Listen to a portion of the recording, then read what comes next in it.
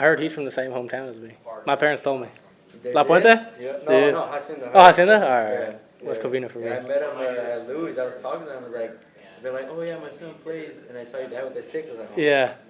We went to Louis today, and he showed me like your picture. He's like, make sure if you see him, say hi. So Yeah. that's cool. No, I saw him as I was walking in. I walking in. I was driving in. I saw him like in the car. Like, That's sick. SoCal. Yeah. Is this your parents' first game? No, my parents have been at every weekend series. They've only missed the midweek games.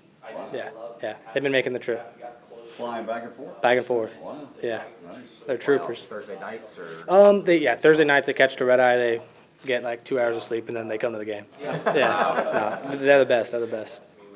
Cool. What was it like your first SEC game? Good crowd today. What was that like? It was great. I mean, I think the whole team we were excited for this. Obviously, we were 17-1 going into this, and we were just excited to get the SEC conference games on the road, and we got the first taste of it, and now we got 29 more to go. So we're going to take it a step at a time, and we're excited.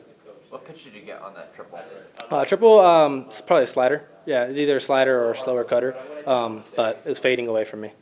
Is that what you were sort of looking for and you kind of left it over the plate? No, I'm always looking for fastball and then adjust to anything else. But I read the slider out of hand, and I tried my best to stay on it, and I stayed on it just enough to keep it fair. It seems like you have some, I won't say quirks at the plate, but like you're pointing at stuff after pitches. You're saying it's a little high, it's a little low, and then when you're running around first there, you're like, stay fair. Is that just kind of who you are? Is that you're just like, natural ticks, I guess? Yeah, I mean, I kind of did that in high school because back in high school we don't have TrackMan and all that stuff, so the dugout doesn't know what pitch it is. So in high school and even in middle school, like if it was a changeup from the dugout, you can't really tell. So I would always just take pitches and like kind of either go like this for changeup, this for curveball, this for fastball. So that's just kind of ingrained in me, and now I do it for like my mental state because I'm able to recognize the pitch out of hand, and I'm like, okay, that was a fastball. I'm just like, all right, that's fastball. And then if you see me foul pitches off to the other way,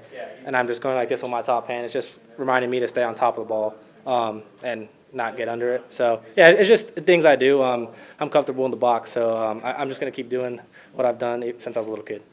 How long have you been able to read pitch out of hand? I mean, that's the name of the game in baseball, and I feel like my dad's been my hitting coach since I was a little kid, and that's kind of things we've practiced and just recognizing pitches so you don't get fooled. And I just think it's a big part of baseball, and that's something I've trained.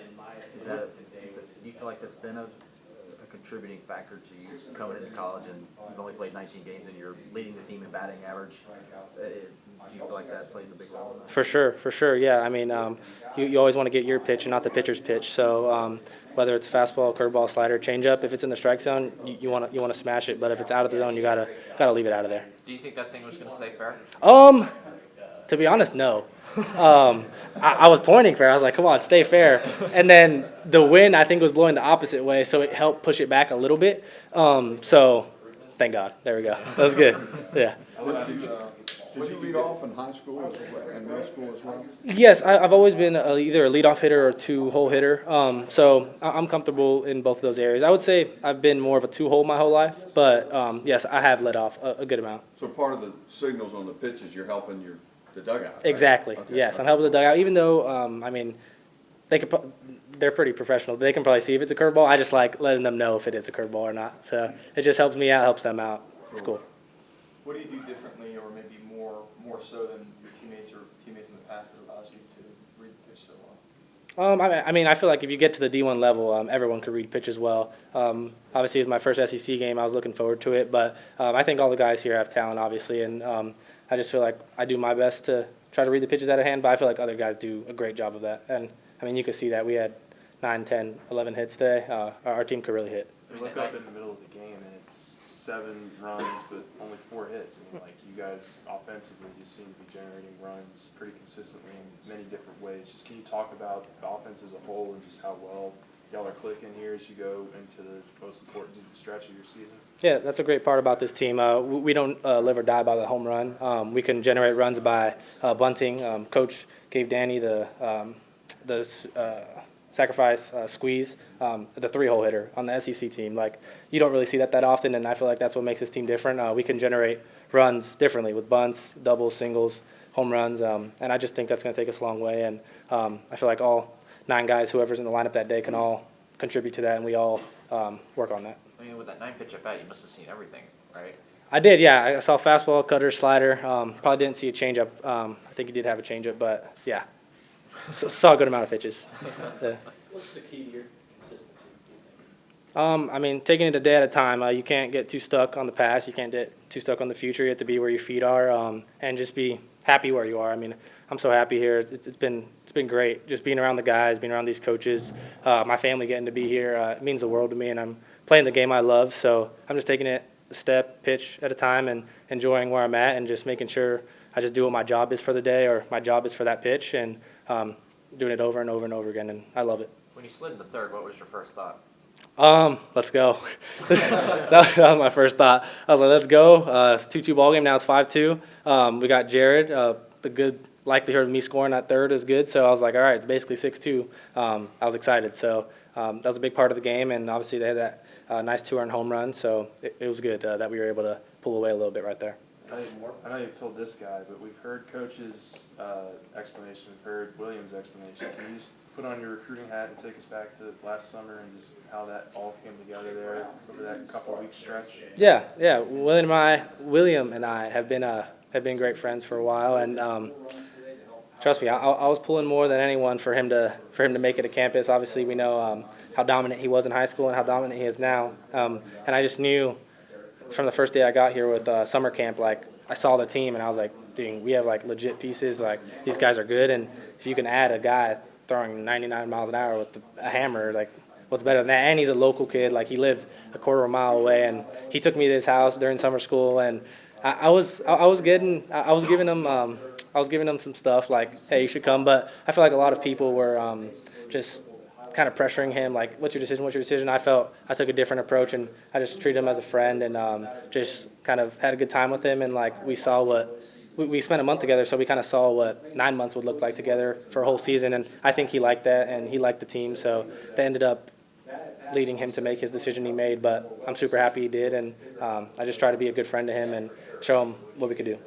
Has any part of the transition from high school to college been difficult for you?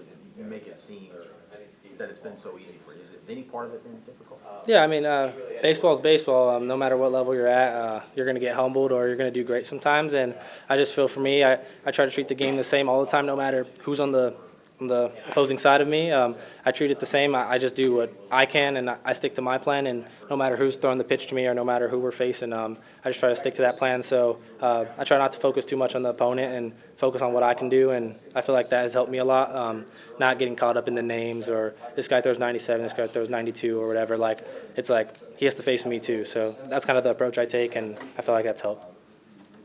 All right. Thank you. Thank you. Thank you, guys. Nice to meet you. Weekly meeting? Yep, weekly meeting. It's a good thing. I'll do this every week if I have to. It's part of your one-day work week. Yeah, you're right. Recap the night, quite literally. Yeah. So at one point you retired like 15 or 17. So what sort of got you into that flow state, I guess, in the middle of the game? Yeah, I think not a lot of pitchers think about it like this, but honestly, the 2-run home run might have helped me, honestly. And I think that it kind of changed my mindset into instead of like just being on cruise control, just getting after one batter at a time. And if I get taken out in the fourth, just give it all I got that inning. So I think I just kind of changed my mindset into, all right, I'm gonna finish this inning instead of, all right, let's see if I can get through 7. So I think that overall the home run kind of helped. Instead of pacing yourself, you just decided to be more aggressive. Yeah, just attacking each hitter and it worked out. More strikeouts, all that. More strikes. Obviously strikeouts, but more strikes. Honestly, like the strikes come with the mindset. So like the strikes, some days it's on, some days it's not. But I think the mindset puts you into a situation where you can get ahead and you don't fear hitters. So When you get into a groove like that, can you feel it like when you're in the middle of it, or is it really just focused on one guy at a time and like that'll kind of take care of it? Yeah, one guy at a time, and just continue to get out there and put up zeros for my team. And it's obviously easy when you got our team scoring 12 runs. It makes it pretty stress-free that knowing that basically every time we step out there that they're going to score 10-plus runs. So it's very relieving. I know you kind of just touched on it, but how have you managed getting deeper into games this season? Yeah, I think that going through that mindset helps me put into that situation to just one inning at a time, and I think that it kind of does it for me instead of thinking that let's see if I can get to the seventh. Let's get to the first inning first. So just continuing to pound the zone. There's always room for improvements, and I think that I could have done a lot better tonight, honestly, if you ask me. But we got to win, and that's all that matters. I think Coach mentioned that he was going to meet with you about being more efficient with some pitches, like saving some, I guess, not in the sense of like saving which ones you're throwing, but like the number that you're throwing, just being more efficient. Do you feel like you executed that better today? Yeah, in some situations I did. I think that the elite pitchers in the SEC at least, put guys away quick. Like when it's 0-2, like they don't waste time. Just that I think that's just the efficiency of it. So just continuing to, it's obviously not easy, obviously, but and just continuing to dive deep into every count and just going into every situation where I can kind of dive deep into just doing what I do best. So. It was the second inning or third inning, and the umpire I think told you to slow down. So I guess like how important is to just keep it going, keep that sort of like rapid pace at guys, that aggressiveness, not just with strikes, but also with just your pace. Yeah, I think if you define a definition of a pitcher, that it's to keep the hitter off time. And so just being in my rhythm and not letting the hitter kind of control that really helps me. And honestly, it puts me in a situation where I can continue to go at dudes when they're kind of off even. So. Have you ever been told to slow down before? No, I think that's in my opinion, I think it's a really good thing. Now, obviously, when you get into a situation where you're a little sped up and you're not throwing strikes, maybe you think about it. But if I'm rolling, like honestly, just go fast. Did the ump explain himself at all? No, I think it was a situation where he said play, but the hitter's eyes weren't up, so I'm not allowed to go until the hitter's eyes are up. When are you consciously thinking about mixing up paces when you're on an outing, or are you just pretty much full throttle to the middle? No, I'm just rolling. I really don't even think about the hitters much. I'm just wherever Luis sets up, that's where I throw it. Maybe start one to now, what do you think you've improved the most? Yeah, I think I just improved overall. It's like what I talked about, the mindset. And I think that in a season, you can't really change much. What you have is what you have. And I think that the efficiency part of it, like you said, has been a big help trying to get in. Honestly, I need to get finish the seventh inning, and that's the overall goal. But honestly, I'm 4-0 right now, so I can't really ask for much else. What's your view on being the Friday night starter? Yeah, obviously it's big time, and being from a kid from Louisiana, it's obviously a dream of mine. But you can't really look at it like that after the season starts. Honestly, I'm going out there to do my thing, and whatever situation I get put in, if I wind up being the Tuesday starter, I'll be good for it. So, do you feel like you throw harder as the game goes along? I think I get into rhythm, but honestly, I don't really think about velocity. So I think that the mindset thing really did change it a little bit, just because I started attacking hitters and just kind of got into a flow state where I can kind of just get after it a little bit. Did you change up a little bit more today? Yeah, and late in the game, I went to a decent amount lefty-lefty, which I haven't done all season. So that's huge for continuing to improve as the year goes on. There's a couple of now meetings from Coach Yaski throughout the course of the game. How much does that help you in terms of just getting back on track, or just talk us through, like, do you like when your pitching coach is coming out to you a couple times a game to just kind of go over things? Yeah, I like it a lot, and I think that Coach Yaski and I have kind of got to know each other a lot, so he knows when he needs to come out there just to kind of let me relax and reset a little bit. So it's been a big help, honestly, and I think he just continues to kind of build that relationship and kind of know when to come out there or not. What did he tell you I think he came out in the second inning, right? So what did he sort of say after that? Honestly, he didn't really say much. We really just talked about how we're going to attack the next dude, and really he just comes out there to reset me, honestly. There's not a lot that really goes on in those meetings, for me at least, so it's just kind of a reset just to slow it down. There you go. Getting a big standing ovation like that in front of I think it was over 11,000 crowd tonight. Yeah. Just what does that feel like? Because you're going to probably have a few more of those, I guess, down the line here of the season. Yeah, it's special. Shout out to the fans. They keep our team energized, and I think without them, that maybe the score is a lot different. So just continuing to go into each inning with trusting our fans. That I remember Chris Guillot, he's really good at kind of keeping the fans involved as well.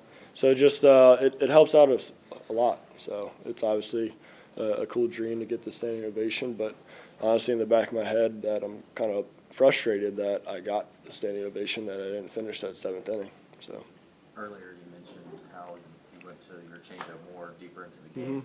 Do you feel like now you've got to a point where you're trusting your stuff more later in games, and is that something that maybe you worked on before the season started or as it's gotten going? yeah, I think I'm continuing to advance my my pitches, and I think that whatever pitch he calls, I need to be able to locate that pitch whatever pitch he calls. So I really want to get into a point where he can call some random pitch and I can throw it for a strike and get ahead. So that's the overall goal. Perfect. Thank you all. Thanks, Kade.